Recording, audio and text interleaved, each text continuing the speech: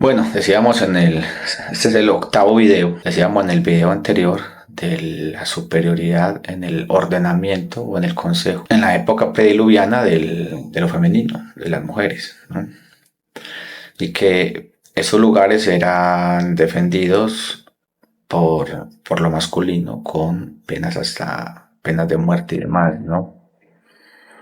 Y esas mujeres también tenían sus propios ejércitos, ¿no? Lo que llaman las amazonas, lo que se conocen como las amazonas. Y lo que en el norte de Europa se conoce como las valquirias, ¿no? Mujeres guerreras que defendían esos lugares de donde existían templos de sacerdotisas vírgenes o mujeres dedicadas al, a la conexión con lo espiritual. Eh, Hay un relato un poco conocido o muy conocido, pero que, bueno, muy conocido no, muy poco difundido. Sí está ahí, pero ha pasado bajo el sentido del mundo, ¿cierto? Montezuma, que fue quien recibió acá a Pizarro, pues resulta que lo que permitió que los españoles tuvieran el control del lugar tan fácilmente era que una princesa, la princesa Papán, ¿cierto? Descendiente directa de Manco Cápac y Mama Oclo, de cual también Moctezuma ahora era, pero que por su reducido, no sé, irse cerrando el grupo de personas con los cuales usted podría aparearse para mantener el linaje y poder ser gobernante o rey, pues ya habían mucha confusión. De todas maneras, es que la princesa Papán había conservado un, un espejo que en el relato de Moyano se llama el relato de la Tule. Tule es el Shaf, esa explicación que da Moyano de cómo surge. Pues ahí está el relato de la princesa Papán. Y tenía un espejo con ese espejo había predicho la llegada de los españoles, ¿cierto? Y que, pues, por ser una mujer y tener el grado de princesa y tener la capacidad de ver ahí el destino, pues se creyó mucho en eso, ¿no? En el contacto de Montezuma con Pizarro, pues Montezuma le narra a Pizarro y le cuenta que eso estaba en el relato y que por ende ellos eran considerados como el destino, como algo que iba a suceder tarde o temprano. Y pues bueno, es lo que los hijos de esa, yo lo llamo bueno, yo lo llamo no, pero para mí es más acertado llamarlo un holocausto, una destrucción de todo el reservorio espiritual de la Atlántida en Sudamérica. Porque los españoles que llegaron a América ya habían sido también víctimas de un holocausto. Ya estaban también minados, corrompidos, corruptos, degradados y confundidos, producto también del mestizaje y de el trabajo de los druidas, ¿no? Esos personajes que aparecen en muchos mitos de los bosques de Europa y de Irlanda y de Inglaterra y que minaron a Roma cuando establecieron contacto con ellos en la Galia, en las Galias y demás, pues minaron a Roma y destruyeron el imperio romano desde adentro y tenían también minado el cristianismo y el catolicismo desde adentro. Hubieron grupos espirituales dentro del cristianismo que intentaron hacer algo. Ejemplo, eh, el, el, el, el haber iniciado a Felipe IV el Hermoso y haber destruido la orden del templo y haber hecho lo que hicieron con Bonifacio cuarto, pues es un acto de estrategia espiritual, que destruyeron una teocracia. Ellos intentaban establecer un rey papa que gobernara sobre el mundo, y el mundo pues para ellos era lo que conocían ahí en Europa y demás, aunque ya se conocía de América. Los templarios habían venido a América, eso lo narra Jacques de Mailleu en sus investigaciones. Y pues lo que sobrevive a ese suceso de la destrucción de la Orden del Temple es la creación de la masonería en la actualidad. Pero bueno, es otra harina de otro costal. Bueno, del mismo costal, pero es así. Entonces, claro, como ya el catolicismo, y aunque se había tratado con lo de Felipe IV el Hermoso de retardar la llegada de Colón a América, pues como aquí el destino ya fue y será, ¿cierto? Y aquí creemos que retardar algo, pues eh, no quiere decir que no vaya a suceder. Pues aquí las cosas suceden, pareciera que se nos hicieron un lapso largo de tiempo, pero al fin y al cabo todo termina ajustándose, todo termina alineándose. Porque así como hay una directriz, una matriz funcional de nuestro microcosmos que alinea nuestro destino a ese plan general, pues afuera también hay una voz designadora macrocósmica, un globo de Akasa, ¿no? Que alinea el mundo hacia un plan evolutivo general. Eso era inevitable. Pero a eso se constituía el conocimiento y la sabiduría que tenían ciertos personajes para leer esos designios, ese destino, ese plan evolutivo energético, que es el que rige la materia. Pues bueno, eso constituyó y facilitó porque es que decir que español es como que a veces se cree que uno es promotor de la leyenda negra, y no es así. El enemigo siempre ha tirado unos pueblos contra otros. Cuando logran degradarlos y confundirlos, pues los lanzan contra otros y generan división.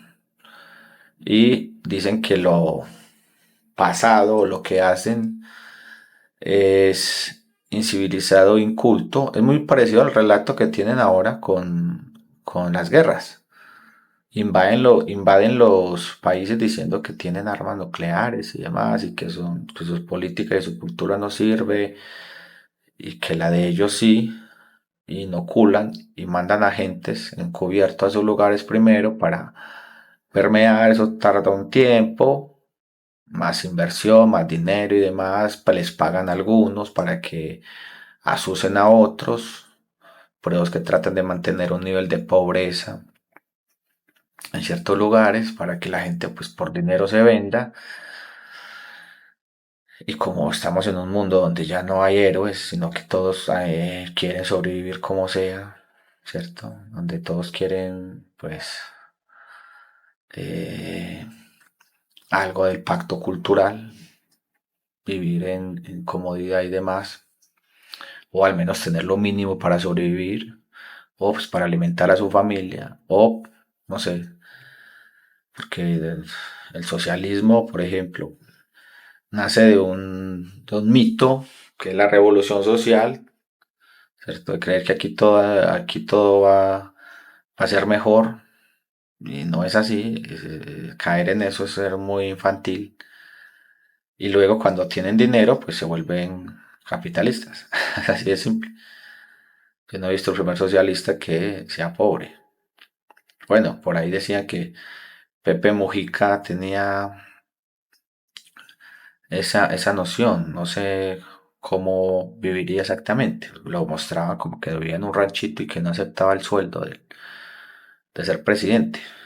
Pero al fin y al cabo, pues tenía sus comodidades y se dedicaba a asusar a otros.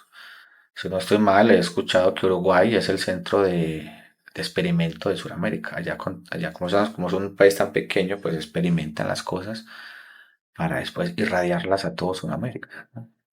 Tiene una de las tasas de suicidio más altos si no estoy mal, del mundo o de Sudamérica. Habría que investigar bien, pero es lo que dicen las estadísticas. Entonces,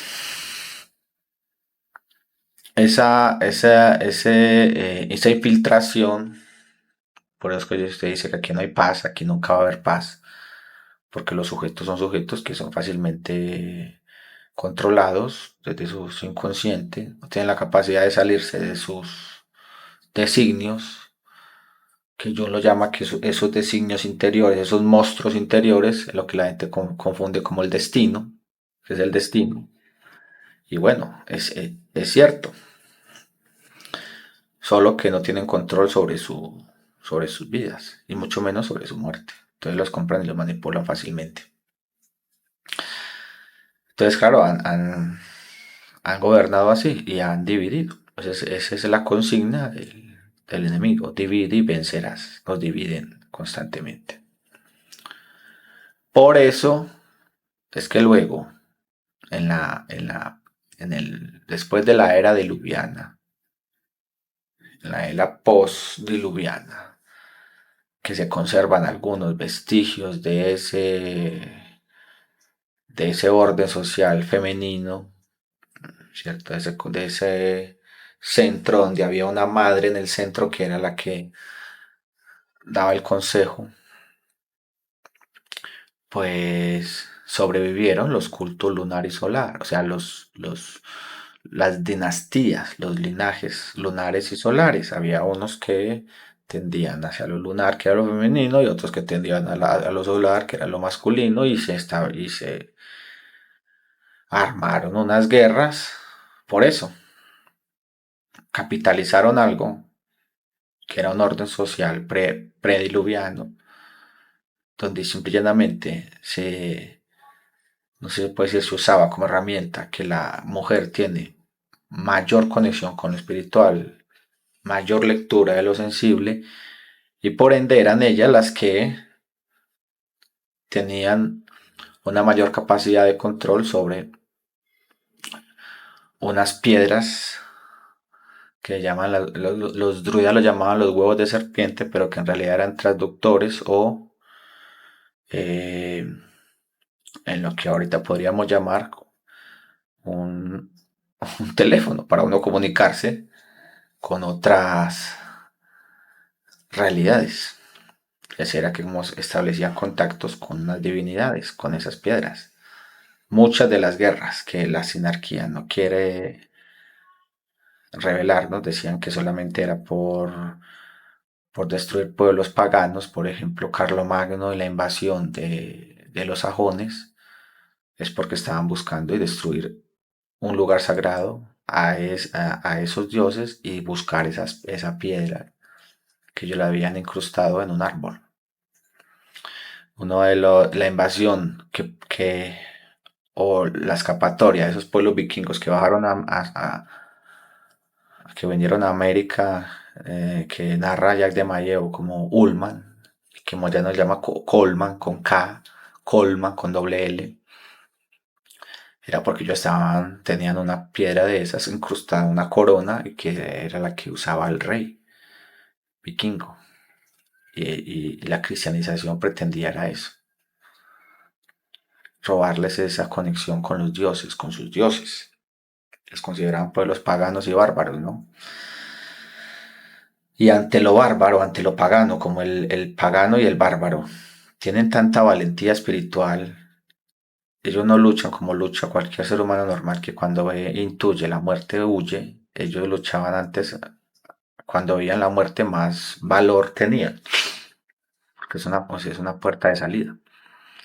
Entonces, ante ese nivel de barbaridad, entre comillas, de paganismo, pues ellos lanzan la sinarquía lanza sus mejores guerreros, que son los druidas, o los magos negros, con magia.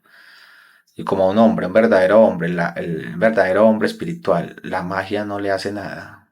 porque no tiene temor ni miedo, y como está en otro cielo, su espíritu vive bajo otro mundo, conectado con el honor y la lealtad hacia sí mismo, pues lo único que hicieron fue irlos corrompiendo poco a poco con cosas materiales, ¿no?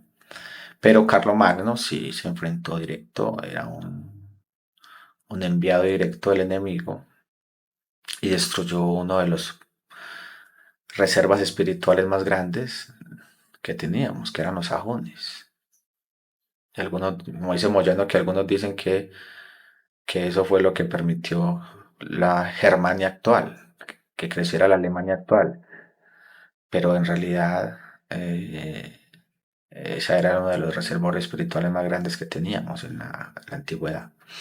Y bueno, pues eso lo trasladaron luego acá, con Colón. Colón también era un tipo de Carlomagno,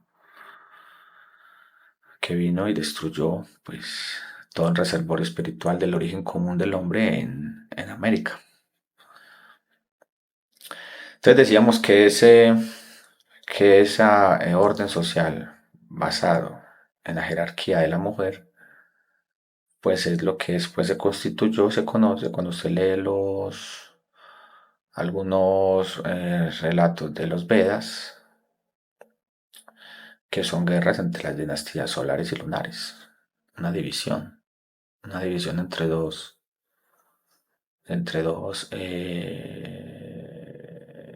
pues dirigidas por el enemigo para que los pueblos se enfrenten, que eso es lo que les gusta, ¿no? Dividir, dividir y vencerás.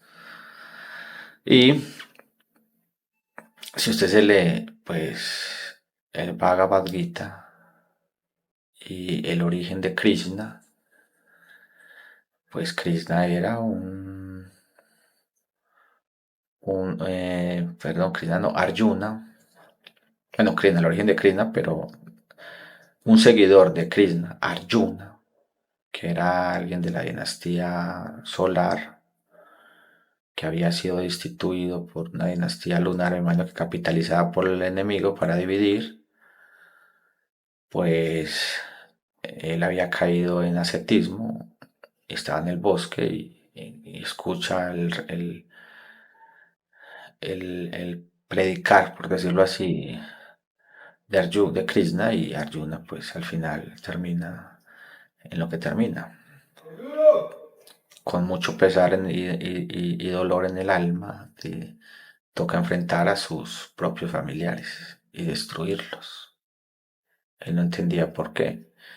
Es donde aparece Krishna y le narra que pues ese es el destino y el designio que karmáticamente y dármicamente con el que venimos y con el cual uno no desdeña. ¿Por qué? Porque uno las cosas las debe hacer desde lo espiritual.